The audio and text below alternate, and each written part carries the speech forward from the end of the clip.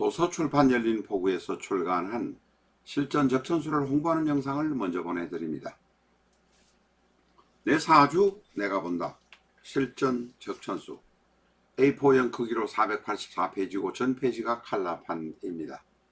실전 적천수는 난해하고 고리타분한 옛날 명리서 적천수가 아닙니다. 사주의 기초만 아시는 분이라면 누구나 쉽게 이해하실 수 있습니다.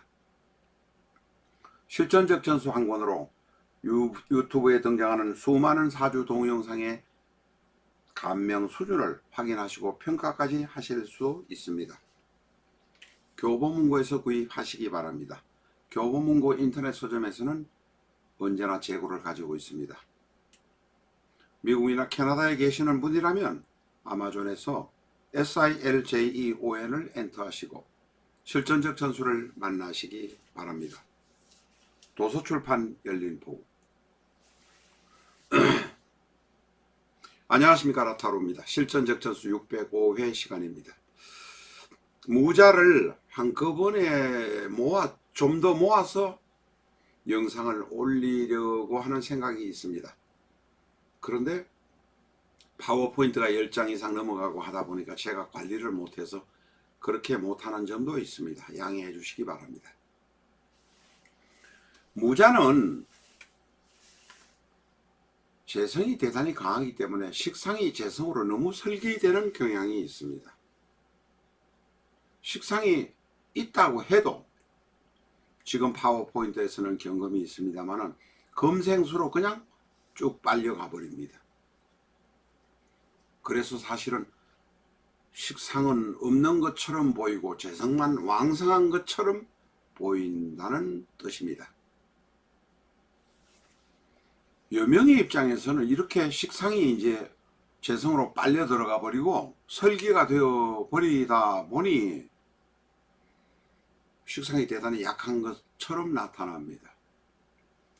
여명에게 식상이 약하다는 것은 자식이 약하다는 것입니다. 출산력, 생산력이 약하다는 것입니다. 바로 무자는 태이기 때문에 진짜로 자식이 없을 수 있습니다. 만약에 자식이 여럿 있다면 대부분 자식은 다들 효자일 가능성이 높습니다. 자식이 없어서 남의 자식을 데리고 와서 키운다는 경우가 제일 많은데, 내 자식이 생겼다고 해서 데리고 와서 키우던 자식을 버리거나 어떻게 하면은 내가 자식 덕을 못 볼 수도 있다는 점도 기억하시기 바랍니다. 무자는 내가 사업을 하거나 내가 휘하에 사람들이 많으면, 다시 말해서 직원을 많이 데리고 있는 경우는 자식을 키우는 모습으로 나타날 수도 있다. 기억하시기 바랍니다. 재성이 대단히 강합니다. 그런데 일간 무토의 인성인 화가 있다면 재성이 강하기 때문에 인성을 제거기는 모습으로 나타납니다. 그래서 무자는 공부에 별 취미가 없는 경우가 대단히 많습니다. 그런데 이 무토는 중앙토라서 무가 자를 재성으로 제거할 것 같지만 중앙토라서 오히려 자수를 제거하는 것이 아니라 자수를 강하게 하고 키워주는 면도 있습니다. 예를 들면 큰 강원도에 산맥이 있고 산이 있어야 그 옆에 계곡이 흐르는 것과 계곡에 물이 흐르는 것과 같은 모습이라고 이해를 하시면 되겠습니다. 무자가 일지에서 오를 만난다면, 무호가 만약 된다면 역시 무가 인성인 오화를 강하게 북돋우어주는 역할을 하기도 합니다. 무토는 중앙토입니다. 무토는 또한 중앙토이기도 하지만 큰 화로 그릇이 되어서 오화를 담아서 불을 키워줄 수 있다는 의미입니다. 그래서 이 사주를 볼 때 글자의 모습으로 보기도 하고 또한 육체의 역할의 모습으로 보기도 하고 또 글자 한자 한자의 특징을 보기도 합니다.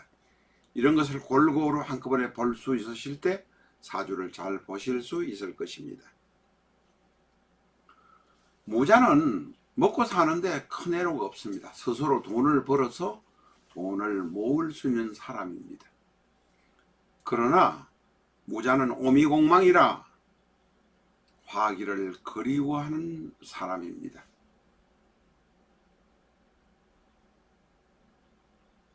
화가 인성으로 원국에 있다고 하더라도 공망이 되기 때문에 육신의 덕이 없는 경우가 대단히 많다 하는 것을 기억하셔야 됩니다.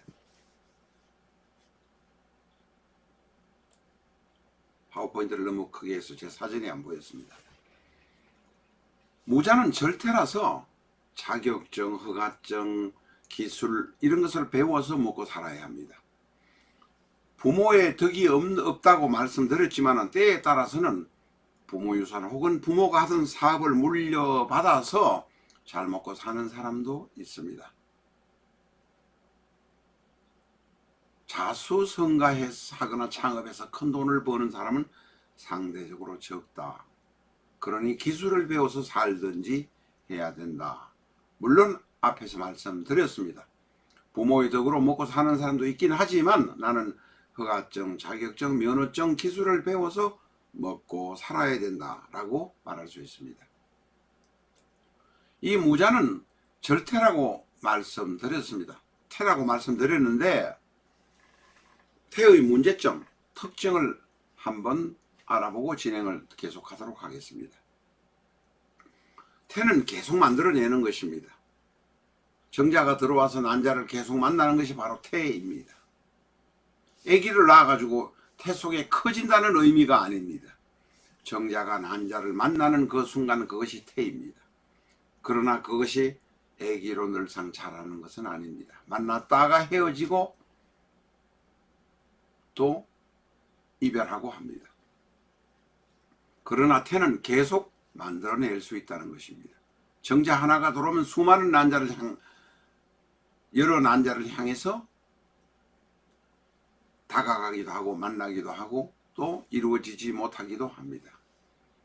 그래서 돈은 잘 벌지만 돈이 관리가 잘 안 된다. 이런 의미로 해석을 할 수도 있습니다. 그래서 태의 경우는 사기를 잘 당합니다. 귀가 얇습니다. 걸음지고 장에 갑니다. 친구 따라 강남을 가기도 합니다. 그러면서 태는 또한 재성이 노광이라 돈을 대단히 잘 밝힙니다. 엉뚱한 투자를 하기도 하고 사기를 당하기도 합니다.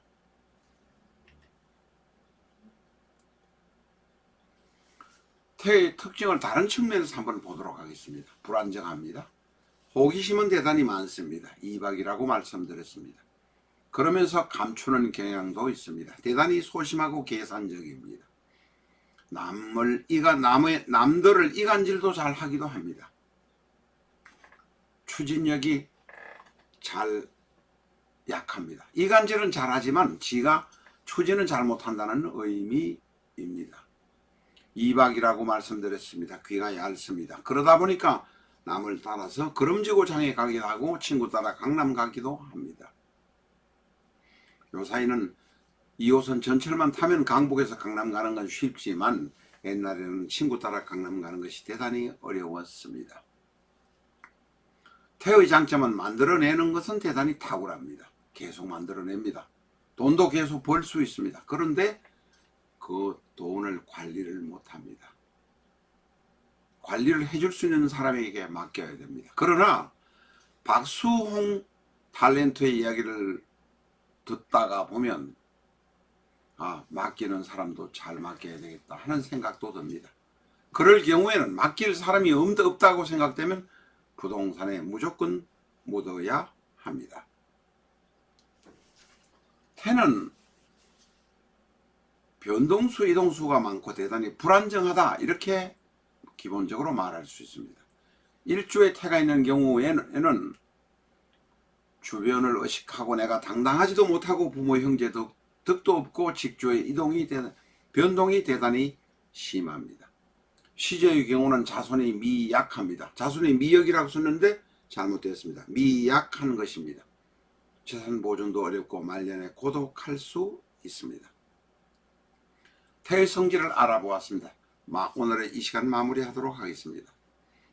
무자는 자기 독창성을 가지고 있습니다. 바로 태의 모습인데 남들이 예상하지 못했던 전혀 다른 결과물을 내놓기도 합니다. 새로운 모습으로 성장할 수 있는 것도 바로 무자의 또한 특징이기도 합니다. 오늘은 여기까지 하겠습니다. 감사합니다.